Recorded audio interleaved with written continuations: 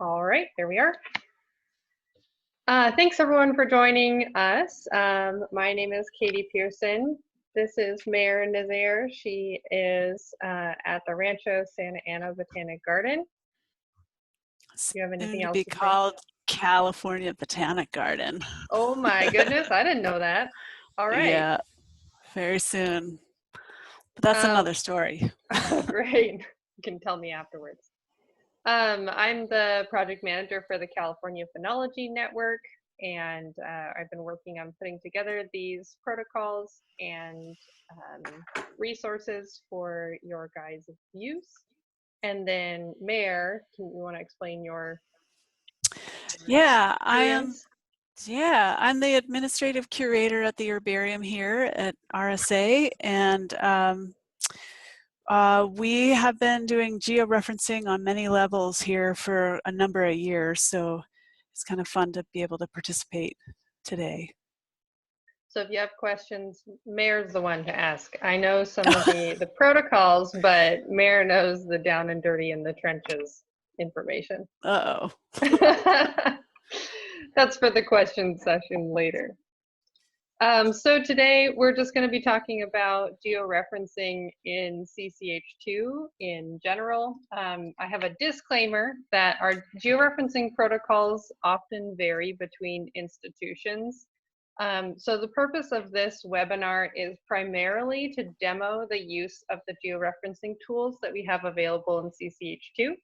And then we'll point you to the protocols and we'll go through a couple of examples of how one locates things in using the Geolocate tools. But refer to whoever is the boss at your institution when you're georeferencing for specific protocols or specific instructions. All right.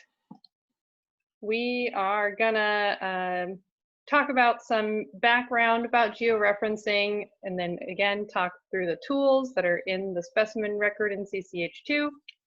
We're also going to talk about the batch georeferencing tool and Geolocate. And then the general standard for georeferencing is the point radius method. That's what we're basing our protocol off of. And then we'll have some Q&A time if there's a little bit of time extra. So I will let Mayor get us started off with some basic terminology. Great. So if you're not familiar with georeferencing, essentially it's translating a locality description into a mappable representation. You're assigning coordinates, latitude, longitude, and the error of estimation to a locality or textual description.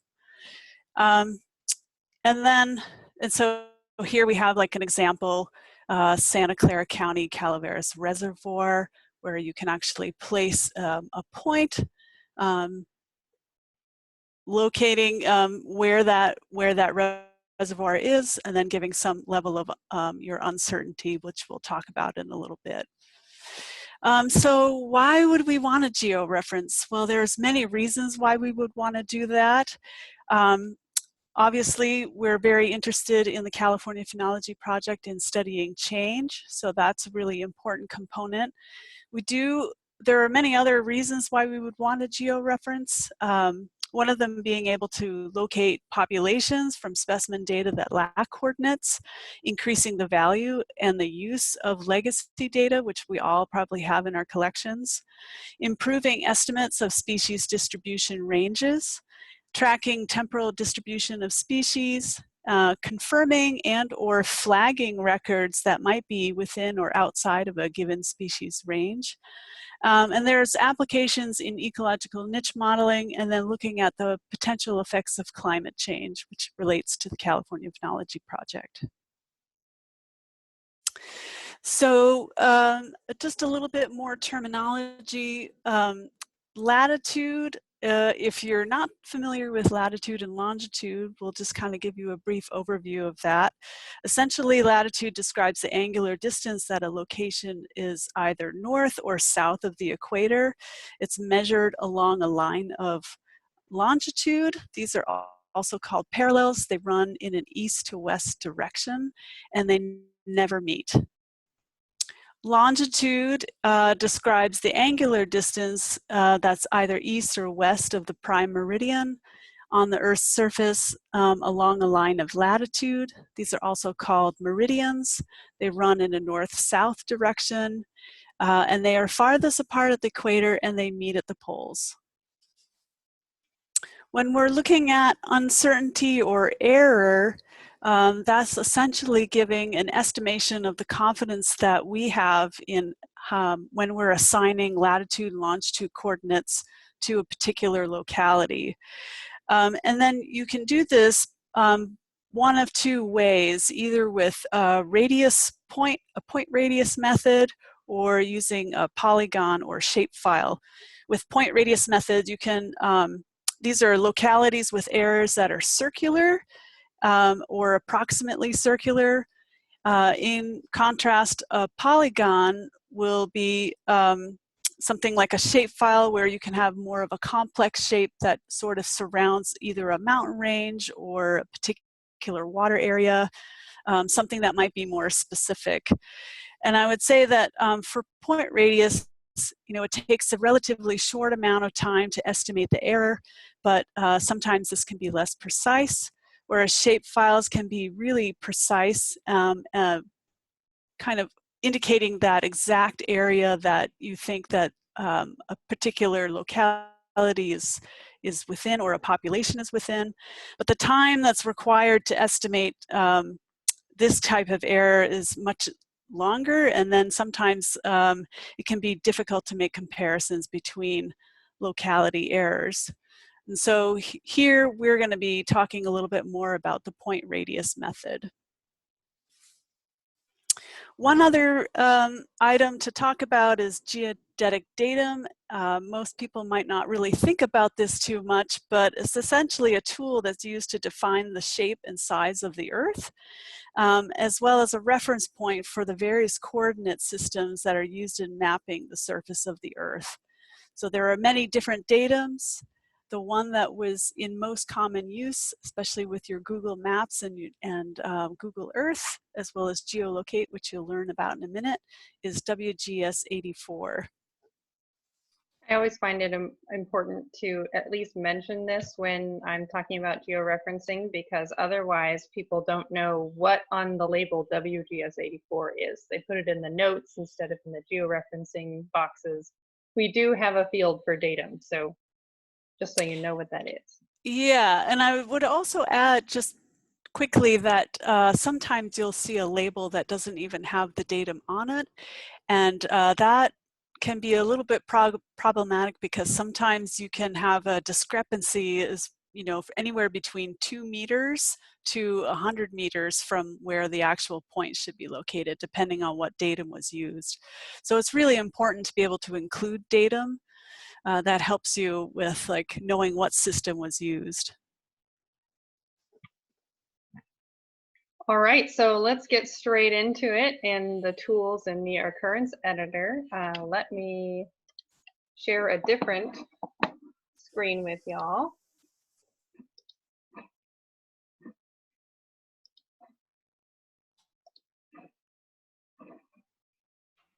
And what you'll see in a moment, here we go. All right, can you all see CCH2? Can you see it, Mary? I see your agenda, the PowerPoint, and I see. Oh, that must be the wrong one. Yeah, here we go. Good thing I asked. There we go. That's the screen I want to share. All right, so here is CCH2. You probably are familiar with this. In order to do georeferencing, you need to have a login. I am already logged in. If you did not have a login, you would have to create a new profile and then log in. And you would have to have permissions to edit the specific collection that you're going to edit. Obviously, I already did, so I'm going to jump in, go to my profile, specimen management, and I'm just going to go into edit existing occurrence records, because I'm just going to pop up some random record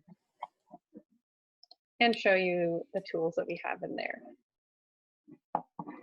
So on any general page here, it's important to pay attention to the georeferencing tools that are already in the occurrence editor before you or while you are transcribing. So I talked about these a little bit in the previous CCH2 meeting that we had, but they are just useful ways of getting georeference data before using a batch georeferencing tool. So one of them is searching for duplicates. So CCH2 will search for duplicates based off the collector, the number, and the date. If you click this dupes button, and then you'll be able to look through, and in this case, I have possible matching events, which means they might not be exactly where this specific specimen was collected, so I have to be a little bit careful. But you can use the locality information to determine whether the associated coordinates from other specimens that may be duplicates, whether those could be imported into this record. So for example, here I just have the locality just says Essex, and these localities do not just say Essex, they have other information. So I'm not confident enough to import lat long data from the other records. However, there could be cases where you have actual exact duplicates, and in that case, this text here would be green. And you could look at those and determine whether you can import those lat longs. So this is really useful, especially when you have some herbaria in your network, such as Rancho Santa Ana, that has done a lot of georeferencing already, because you might find their records in here, and you can transfer, if you click transfer to empty fields only, that will import data that has not already been put into your record. So that's useful to do while you're transcribing records. Also important tools to use include, obviously, putting the latitude and longitude, if they're on the record, directly into the latitude and longitude fields. We also have the ability to look at a map by clicking the globe, and you can find the area on a map and adjust from here. Or you can use Geo Locate from here, which we'll go into a little bit more in the future. So you can georeference straight from the occurrence editor. And then some things that we find that people don't know of are the coordinate cloning tool and this extra tools for converting to additional formats. So the coordinate cloning tool allows me to look for other specimens that have Essex, in this case, in the locality, or whatever other string or set of letters and numbers that I put in here. And you can look for an exact match, or if I was looking for south of Essex, I could say, well, it contains some sort of variation of this text. And then I could search, and then I could look for other specimens that have been georeferenced, and maybe I can use those coordinates. So you can click on those coordinates, and you can see what those coordinates are, who georeferenced them, the exact locality that was used to get those coordinates. And if you want to keep those, you can click this Use Coordinates button. So that's kind of another way of looking for duplicate localities that you can just import the data directly into the occurrence editor. The other tools, if you click this F button here, is going to give you these little yellow boxes that will help you convert other formats into just the decimal latitude and longitude. So if you have degrees, minutes, seconds, that means that you have a little degree symbol and then an apostrophe or a double apostrophe. You can enter those into these boxes, and then you have to click Insert Lat Long Values, and it will automatically convert that information into lat long. If you have UTMs, which are interesting, they'll have like a zone and then a long bunch of numbers E and a long bunch of numbers N. You can also enter them here. So I have a little slide here. UTMs is a standardized coordinate system that's based on a metric rectangular grid system. So sometimes you'll see some localities that were georeferenced according to UTMs. And you can still enter those in there and they'll be turned into lat long. There's also township range sections. So you might find something that says like T8NR4W section 4, something like that. You could put all that information in here, 8NR4W section 4, etc. And then you could click insert TRS values. Now, unfortunately, the township range section aren't automatically turned into lat long from here, but if you open Geolocate, Geolocate will recognize township range section, and you can use Geolocate to find those coordinates. All right, so these are all the ways that you can georeference or find coordinates for your specimens while looking at them individually, but there's a better way to do a lot of specimens at a time, and that is using the batch georeferencing tool. So here I'm just in my collection. The batch georeferencing tool is in the data editor control panel, so you don't need administrator permissions to do this. You can just go down here to the batch georeference specimens. I'm going to zoom in a little bit. And what you'll get here is this tool, and you can search for specific general localities. So I'm going to look for the United States, California, and let's just do some San Luis Obispo. That's where I am. You'll notice that there are some misspellings here, some changes, San Luis Obidi. I don't know who's responsible for that, but that's because the CCH2 goes through all the existing values in the county, even not in just your collection, in other people's collections, so that you can search for them. But it is a good idea to go into your geographic cleaning tools and see whether you're responsible for San Luis Obidi. So we can generate a list here. We can look for certain municipalities. We can look for specimens with certain processing status, or we can look for certain locality terms. If I'm saying I want to georeference everything with Cal Poly in it, that's how I would find them. All right, so from here, you can georeference a lot of things at one time. This list is giving me a list of all the unique locality strings. And again, by string, I mean a bunch of letters and numbers, potentially. And each individual one has a line, but if there are any records that have the exact same string, they are also put in one line. So for example, this one line represents 3 specimens. Each of those specimens has this exact locality data. And then you can see that there are some slight spelling and punctuation differences, but they're really talking about the same place. So I could actually georeference those all at the same time if I click on them, and then I'm using a PC, so I would hold Control. I think on a Mac you would hold Command. And then I could select all of these and georeference them at the same time. To georeference them, you can either use the coordinate cloning tool, which is similar to the one that we saw on the occurrence editor page. So that will look very similar. I can look for other specimens that have already been georeferenced.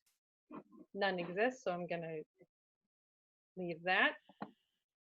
And then we can also use Geolocate from here. So this is this little swirl right here, and Geolocate will pop up like this. So Geolocate is not just the same as Google Maps. It will actually try to georeference the thing for you based on key text in the locality string. If you go down to the bottom of the window, you'll see the workbench. So there's the locality, here's the other information, here's the information that it is tentatively assigning to this record. And if I want to find out why Geolocate gave that information or guessed that, I'm going to go to this other tab, 2 possible locations found. And it will explain to me, generally in kind of computer speak, why it assigned this Latin long. And that's because it found the pattern choro, and it gave it an uncertainty. And it's not very confident in its uncertainty. But we can see that this is up Choro Creek Canyon, and this was pinpointing the town of Choro. So it wasn't very accurate in this regard, but there are times when it is spot on, especially when you're working with like a city or a county. So there are lots of tools in Geolocate. You can look around. Unfortunately, unlike Google Maps, you can't just type something in and look for it. You do have to move around.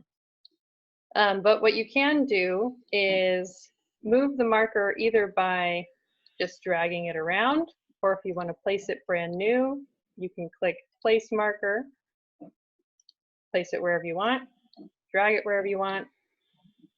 To add a radius, you click on the point and then click Edit Uncertainty, and then you grab this little handle and you make it as big as you want.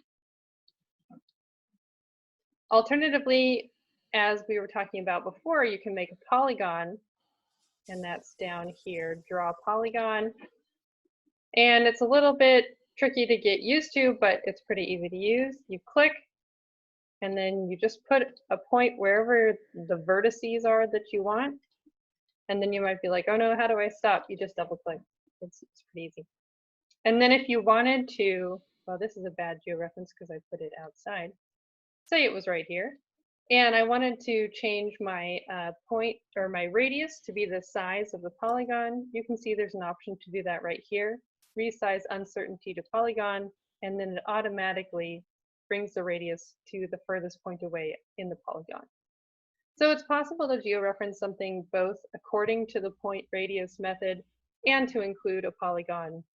So I wouldn't recommend doing that for the sake of speed, but if that's how you desire, it's possible.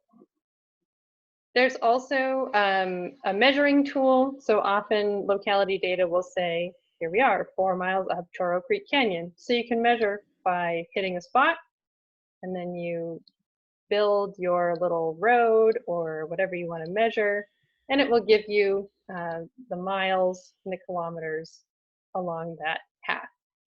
And then the same as the polygon, you double click to stop measuring. One tricky thing that we have discovered is that to apply your coordinates, you have to do 2 things. You have to save to your application, which then saves it into this batch tool. And then you have to click Update Coordinates. So you can't just click Save and then move to the next one. You'll lose your data. So just a warning, word of warning. All right, so those are the general tools for using, for georeferencing in Geolocate in CCH2. And now we will talk about the point radius method, which is the specific protocol that we are using in the California Phenology Network.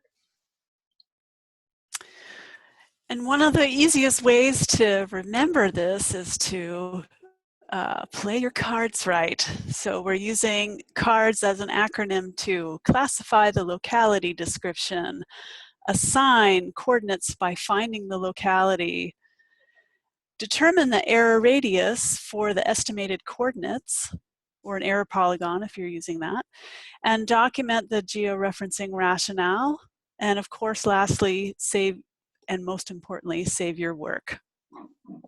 Don't forget to save your work. And so there are several different types of locality descriptions. We're going to first talk about classifying locality description. One to look out for, obviously, coordinates are provided, so all you need to do in this instance is indicate that coordinates were provided by the collector and enter those coordinates into your fields.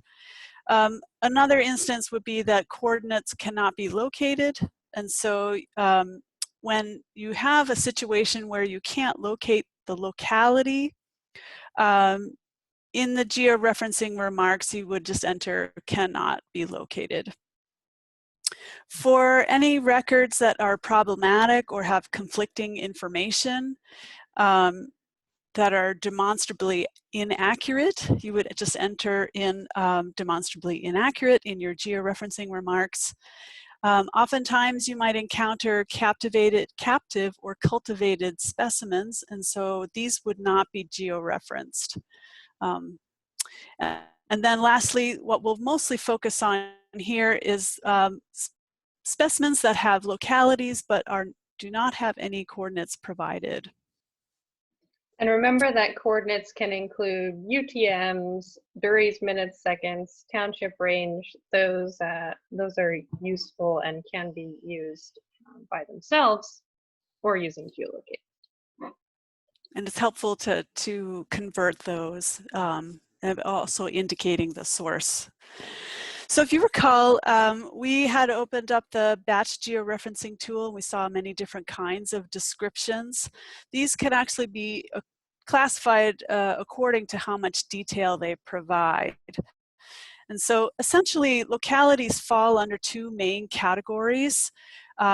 One is named place, which essentially consists of a reference to a geographic feature having a spatial extent. Those would be bounded place, undefined area, street address, junction, intersection, crossing, river, stream, road, path, mouth of headwaters, near a named place, and between two places.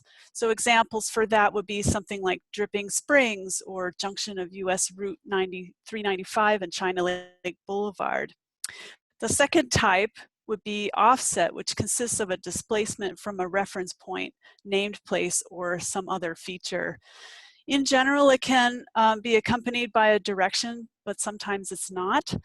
And so things like that under offset would be direction from a named place, specified distance in an unnamed direction, specified distance in a named direction with no path given, or a specified distance in a named direction and the path is given. Examples of that would be something like 5 kilometers outside of Borrego Springs or 27 miles northeast of Death Valley Junction. And so our table 1 in the protocol that you can find on our georeferencing resources pages will show you the different kinds of locality types that you may encounter. And essentially, I would say, when you're georeferencing, the most specific part of the locality description should be used for georeferencing. So if you have something like trailhead to Telescope Peak, approximately 3 miles north of the peak, you're going to be georeferencing for the trailhead. But if you can't georeference that part, if the more specific part can't be georeferenced, then you'd be using the less specific part, the offset, which is 3 miles north of the peak.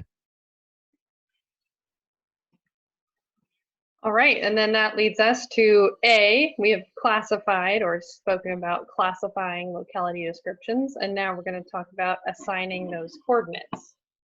So let's go back into our georeferencing tools, and I'm going to look up specific examples that I have here.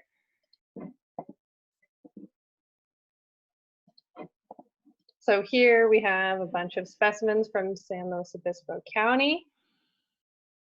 And I'm going to go, let's just look at, see, we have a lot of work to do.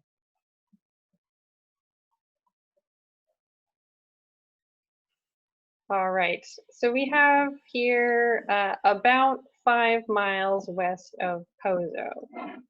So if you think about this, we can classify this as a specified distance in a named direction, but no path is given. We know the distance, we know the direction, but we don't know if it's along a road or a river or whatever we're going to do here. So what I'm going to do is click on the Geolocate tool and see what Geolocate tells me. Here it says that it found a distance west of Pozo. And this is where Geolocate really shines, is when you have these locations that are just a direction with no path. Because what it did is it found the geographic center of Pozo, which is our reference point, and it measured, and you can use the measuring tool to confirm, it measured 5 miles west of Pozo. So really our measuring, the computer's measuring is probably better than our measuring. And in this point, I'm going to trust the Geolocate, but I do need to think about my step 3, R. So we've assigned coordinates by finding the locality because we went to this table and we looked at exactly how we're supposed to georeference that. Now we need to figure out how big our radius needs to be. So in the protocol, and this is where things get a little bit murky, in the protocol it says that you measure half the distance to the nearest named place. Well, the nearest named place aside from Pozo is Santa Margarita, and that's even further away than it is to Pozo. And I would say I'm a little more confident in this location than I would be putting this uncertainty all the way to Santa Margarita. So what I'm going to do is go halfway to Pozo, because that is the nearest named place and everything else is very far away. And then I'm going to save to my application. And then we move on to step D, where I document my georeferencing rationale. So here I say in the remarks field, so any rationale goes in the georeferencing remarks field. I say something along the lines of error radius is approximately halfway to Pozo. Nearest named place was further away than Pozo. So I've documented this. Someone else can come in and say whether that was good or bad. But I have the decimal degrees here, and then I have an error.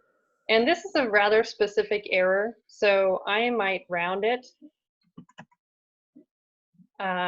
just to indicate, hey, I'm not really sure it's that many meters. This is approximately how sure I am. And then part S, I'm going to save my work. So I update these coordinates, and then the whole website is going to refresh, and I'll have my list once more. All right, let's do another example. So I have another one for us.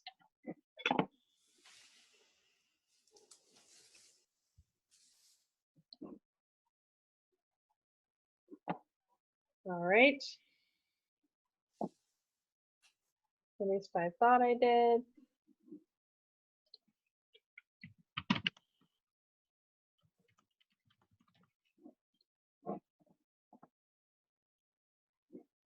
Oh, I didn't, so I'll have to find another example. So we have something like 1/4 mile up Montecito Road, Cayucos, off Highway 1. So this is actually giving us a direction, a distance from a specific place via a certain road. So I'm going along Montecito Road for 1/4 mile from its intersection with Highway 1.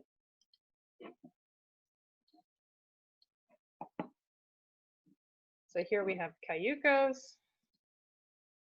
And that's all that Geolocate was able to find. So this is one of the weak points in, like I mentioned, in Geolocate, is that you can't do much Googling.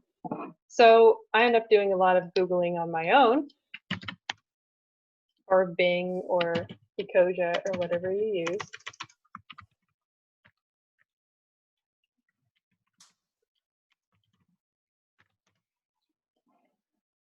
And I'm going to specifically look for Montecito Road in Cayucos. All right, I find it right here in Google Maps. All right, I can see it right there. Oh, barely.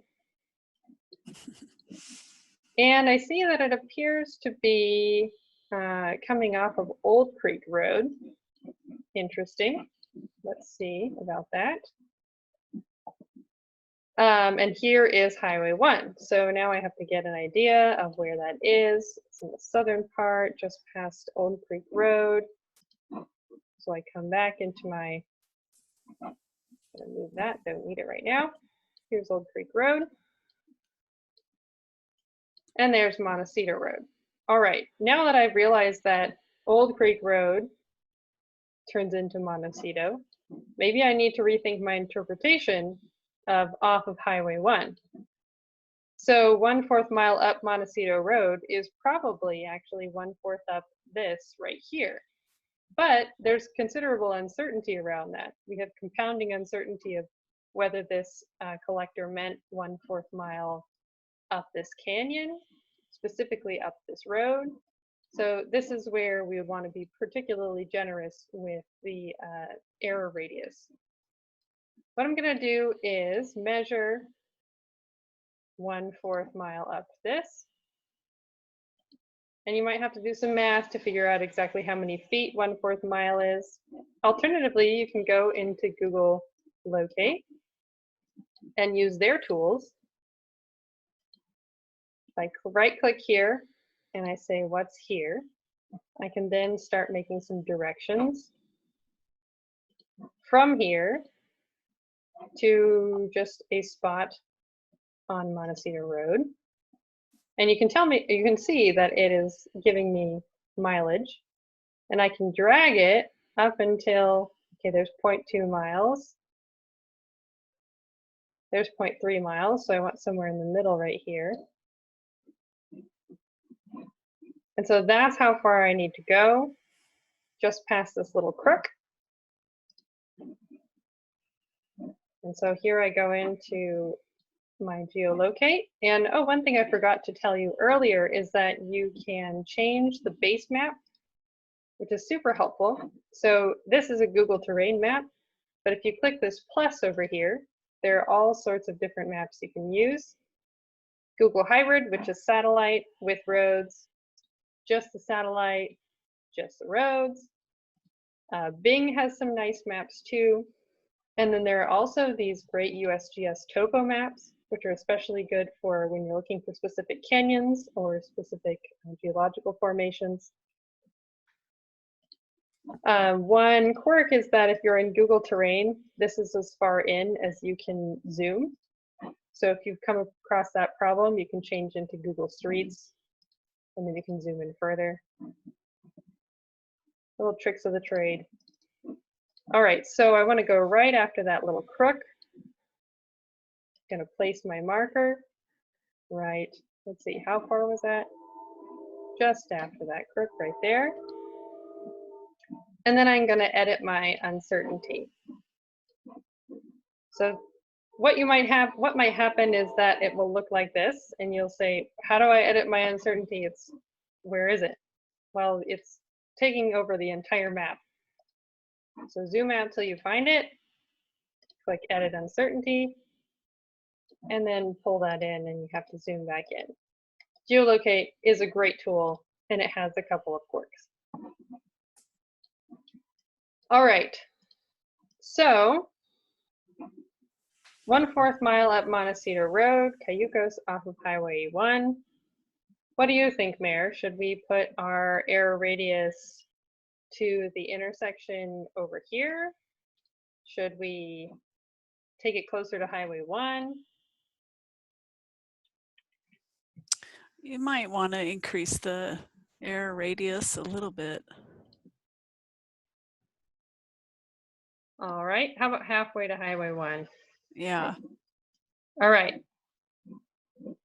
And then, of course, since that was our discussed reasoning, we save, and then we go back into our georeferencing, and we said,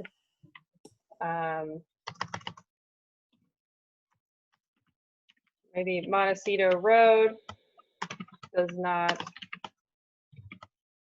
directly off of Highway 1.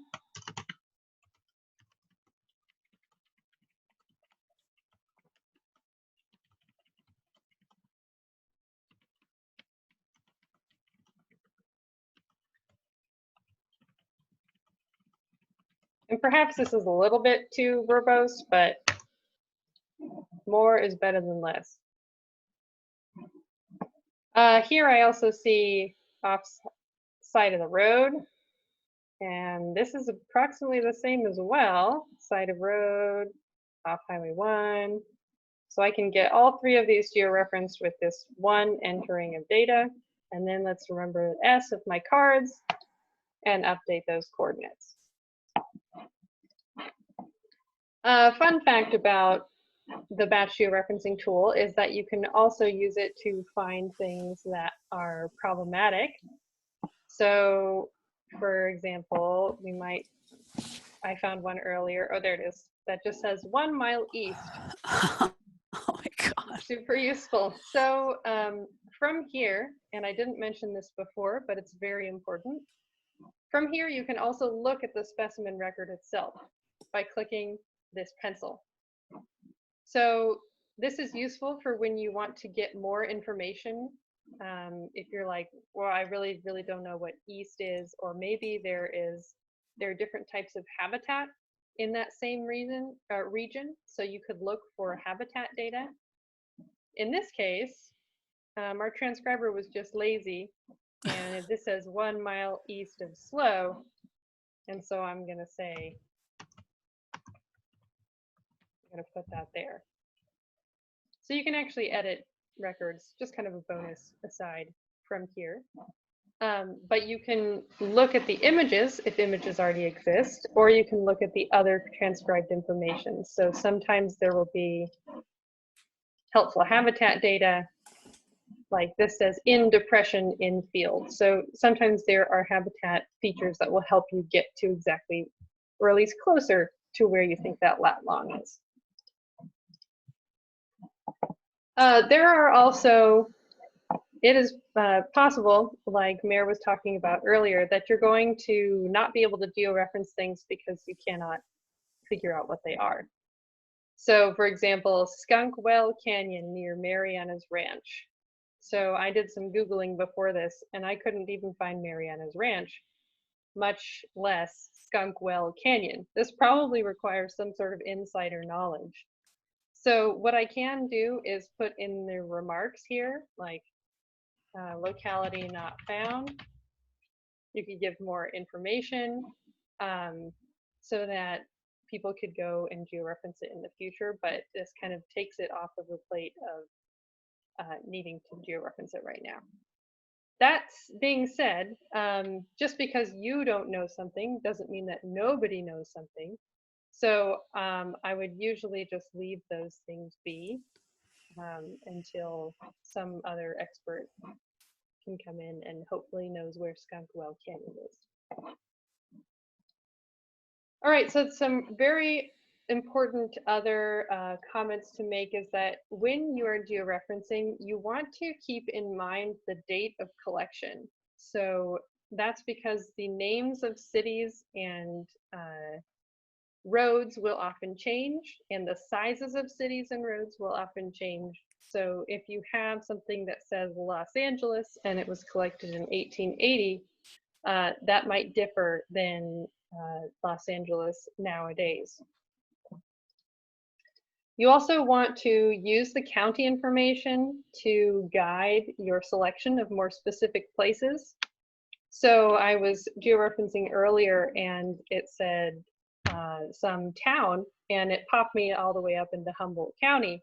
And I said, actually, I'm pretty sure that this says San Luis Obispo County. So just keep your mind on that. Just because a town exists with the exact name that's on the label doesn't mean that it is the town that is on the label. Then, as Mayor mentioned before, you want to use the most specific part on the label. So the one that you are more easily or more able to find the specific location of.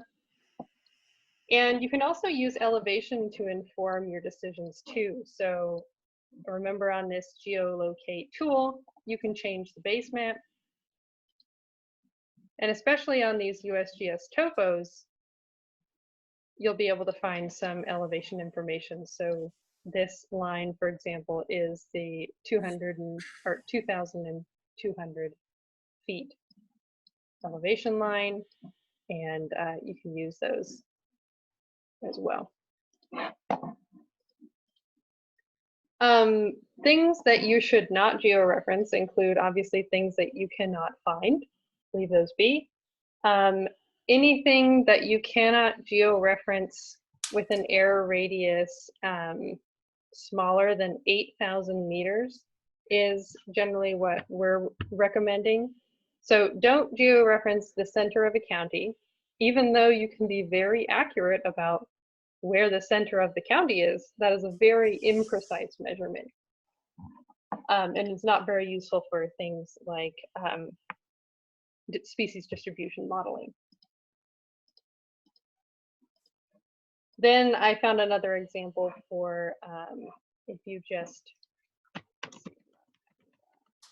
mountains. Another example is here I have La Panza Mountains, Highway 58. If I open this up and change my base map, I can see that the La Panza Mountains are all the way up here. And I'm looking at Highway 58. Well, Highway 58 goes all the way down through here.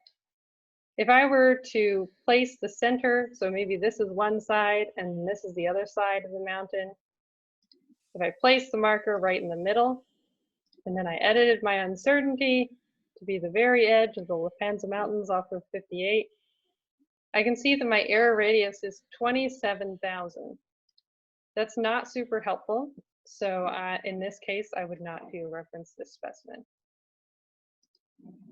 This is one of the things that you'll need to talk to your specific institution about, what size of radius is acceptable. That definitely differs between institutions. All right, another thing to just remind you of when you are thinking about placing your error radius is there are multiple levels of error you have to think about.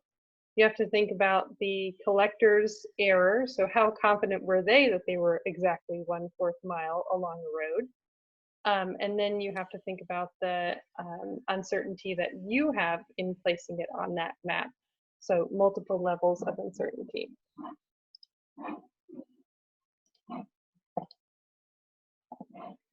All right, and I think that is it for the examples that I have. Remember, you're just following, you're doing your cards right. Classify, assign, radius, document, and save. That's the general method. And there are lots of resources out there that are more detailed and have additional examples. So we showed you a URL earlier that had our website on it. Here it is, Capturing California's Flowers. If you go into resources and actually go to the georeferencing page, we have our protocol right here. And we have a new illustrated georeferencing guide It's pretty much just the last table in the protocol, but it's illustrated so that you can actually see some examples of all of those different types of classified localities that we were discussing earlier. And then there are other georeferencing resources, such as the original paper that describes the point radius methods and really gets into the nitty-gritty, and then some other institutions protocols as well. And with that, I think we have some time, a couple minutes for questions. I think probably the best way to ask questions is to ask them in the chat box. And feel free to ask any questions. And of course, you can always email me, katiepearceau@calpoly.edu. I've just put it in, oh, I will just put it in the chat. With any more questions. And if I can't answer your question, I can at least send you to an expert who should be able to answer your question.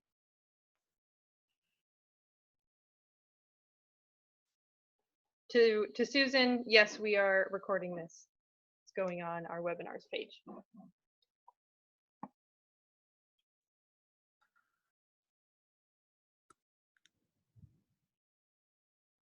I guess we've just answered everyone's question. There we go.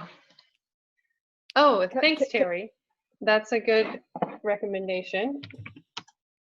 So Terry says it would be helpful to have demonstration of how to convert township range section to decimal degrees in Geolocate. I will attempt to find one of those real quick.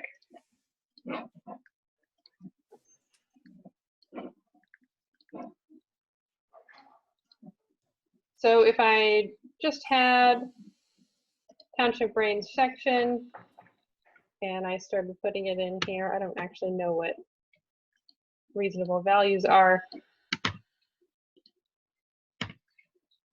And I click insert TRS, and then I click the geolocate. Looks like I need a country. So I inserted TRS. Oops, I did that twice. And then I click geolocate. And apparently I did not do a very useful one. Let me see if I can find an actual record.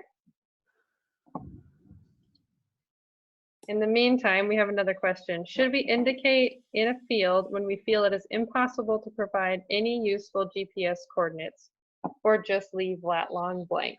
What do you think of that, Mare?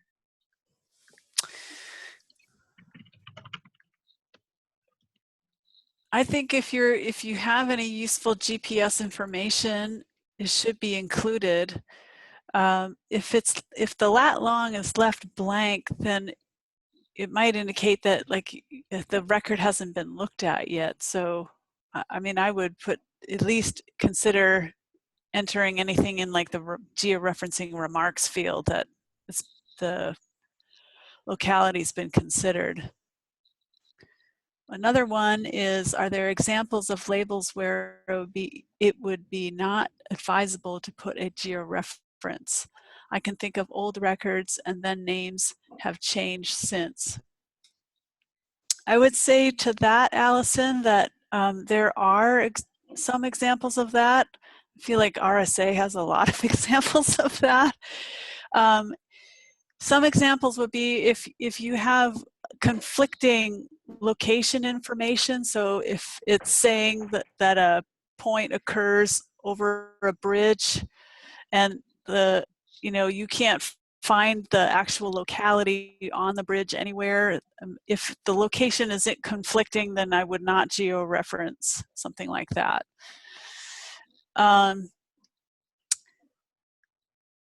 Georeferencing when you have really vague locality information, things like if it just says Rock Creek and you don't know what county. I mean, California has several Rock Creeks, so If you are not sure which rock creek that the collector was referring to, I would refrain from georeferencing something like that.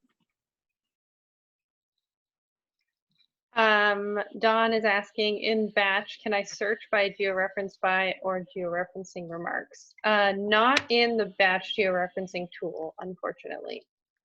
And I do need to check whether they will show up in the batch georeferencing tool. I think, I'm not exactly sure if it returns all the data that has no lat longs or has no locality data, period. But I think it's just lat longs. I'll check on that. Here I have found an example of township range section that does work. So here we have an example where we have township and range and section included here. And I click the georeference button. And what it has done is it says that I found this exact section and get township range and section here. And it has given it an uncertainty of 969 meters. And I think that's the standard, that's what it always gives to township range section. One thing I didn't mention earlier is that when you try to georeference something in Geolocate, it gives you possible locations. And you can change which one you agree with, or you can disagree with both and click the X's and get rid of them. But you don't need to. It won't save anything except for the green dot. So I have a question for you, Katie. What happens when you're trying to georeference something that only has township and range? Sometimes section is often left off. I am guessing that Geolocate would not be able to find that. Yeah. I've encountered that quite a bit. I wonder if you can find section through some savvy Googling. Maybe.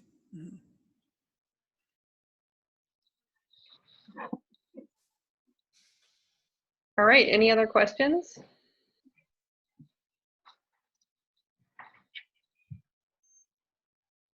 Allison says, it did seem to have a box for quarter section. Is that right? Yes, it does have a box for other information, but it is not particularly standardized because there are all those, you can be the northwest quarter of the northwest quarter of the northeast quarter. That's very hard to standardize and it's currently not. It's just added in this details information that isn't indexed in any way. So I don't think that Geolocate would be able to find any quarters of quarters or eighths or things like that. Good question.